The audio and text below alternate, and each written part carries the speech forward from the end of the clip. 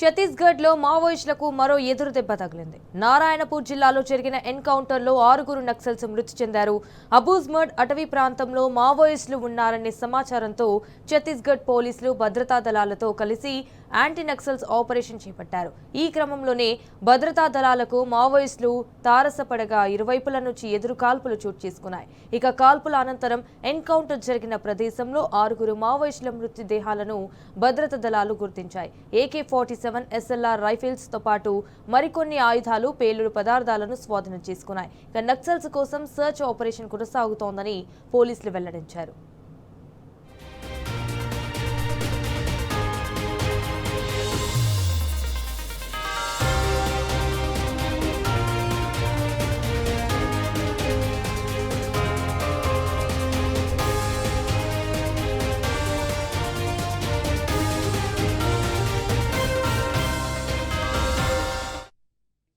गढ़ते गढ़ते अभी वर्तमान में उनके पास मात्र 4 पोलिट ब्यूरो और 8-9 सेंट्रल कमेटी कैडर्स जो शेष बच गई है।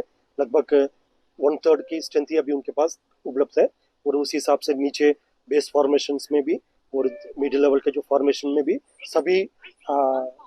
सभी जो फॉर्मेशन उनके जो कैडर स्ट्रेंथ काफ़ी सिमट गई है, काफ़ी कम होगी। उनके एरिया ऑफ इन्फ्लुएंस भी सीमित होते जा रहा है। जैसा उनकी पैर के नीचे से जमीन खिसकते जा रहा है, इस टाइप का संपूर्ण परिस्थिति से हम पूर्ण रूप से आश्वस्त है। जो शासन के मंशानुरूप और क्षेत्र की जनता के इच्छानुरूप आने वाला बहुत जल्दी नक्सल समस्या का समाधान होगा और इलाका में विकास कार्य को गति देते हुए एक नया सकारात्मक पहचान दिलाने में भी हम सफल होगा। రైట్, ఇదే విషయానికి సంబంధించి మరిన్ని డీటెయిల్స్ మా ప్రతినిధి సాంబా ఫోన్ ద్వారా అందిస్తారు. సాంబా, ఇటు ఛత్తీస్గఢ్ లో అయితే మావోయిస్టులకు మరో ఎదురు దెబ్బ తగిలింది అన్నట్టు తెలుస్తోంది. So what's the updates? Sanjana, high tension మధ్య జరిగినటువంటి నారాయణపూర్ ఎన్కౌంటర్, అబూజ్మడ్ సంబంధించినటువంటి అటవీ ప్రాంతంలో జరిగినటువంటి నారాయణపూర్ ఎన్కౌంటర్ ముగిసినట్లుగా ఛత్తీస్గఢ్ నారాయణపూర్ జిల్లాకు సంబంధించినటువంటి ఉన్నతాధికారులు ప్రకటించారు. బస్తర్ ఐజీతో పాటు నారాయణపూర్ ఎస్పీ కూడా దీనికి సంబంధించినటువంటి ప్రకటన జారీ చేశారు. ఇప్పటి వరకు 6 డెడ్ బాడీస్ ని స్వాధీనం చేసుకుని వాటిని నారాయణపూర్ తరలించారు. ఐడెంటిఫికేషన్ పీరియడ్ కొనసాగుతుందని చెప్పారు.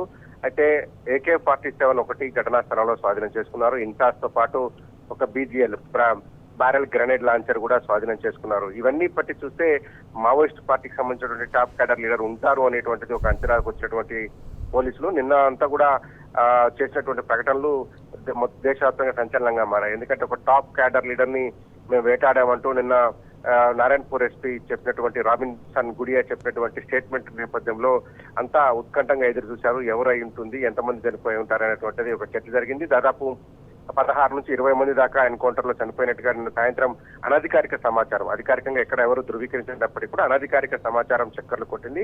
కానీ నిన్న సాయంత్రం పొద్దుపోయిన తర్వాత డెడ్ బాడీస్ ని స్వాధీనం చేసుకున్నటువంటి క్రమంలో కేవలం 6 డెడ్ బాడీస్ మాత్రమే స్వాధీనం చేసుకున్నట్టు చెప్పారు. దాంతో పాటు పెద్ద ఎత్తున ఆయుధాలను స్వాధీనం చేసుకున్నా ఉన్నారు. ఇప్పటికి కూడా అందులో ఒక AK-47 తో పాటు ఇన్సాస్ అండ్ BGL కూడా స్వాధీనం చేసుకున్నారు. 6 మృతదేహాలను తరలించారు.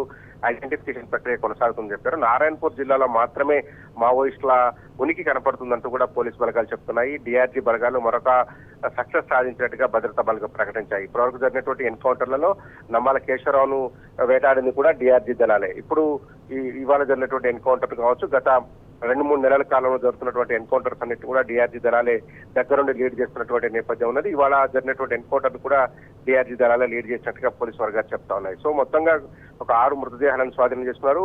వారి పేర్లేంటి, వారి క్యాడర్ ఏంటి, ఎక్కడ ఏ ప్రాంతానికి చెందిన వారేటువంటి విషయాలు ఇప్పటి వరకు ఐడెంటిఫికేషన్ పీరియడ్ మాత్రమే నడుస్తుందని చెప్పి అధికారులు చెప్తున్నారు. ఇందులో ఖచ్చితంగా ఎవరైనా ఒక టాప్ క్యాడర్ లీడర్, అంటే మావోయిస్ట్ పార్టీకి సంబంధించినటువంటి టాప్ క్యాడర్ లీడర్ ఉండేటువంటి ఆస్కారం ఉందనేటువంటి చర్చ అయితే జరుగుతుంది తప్ప ఎవరు ఏంటి అనేటువంటి చర్చ అనేటువంటి ధృవీకరణ ఇప్పటి వరకు జరగలేదు. నిన్నటి నుంచి అయితే హిడ్మా అయి ఉంటాడు, లేకపోతే గణపతి అయ్యుడు ఉంటాడు అని కూడా పోలీసు వర్గాలు అంచనా వేసినప్పటికీ కూడా ఆ రకమైనటువంటి ఆనవాళ్ళు ఎక్కడా కనిపించకపోవడంతో ఇప్పటి వరకు ఆ ప్రకటన కూడా జారీ చేయలేదు.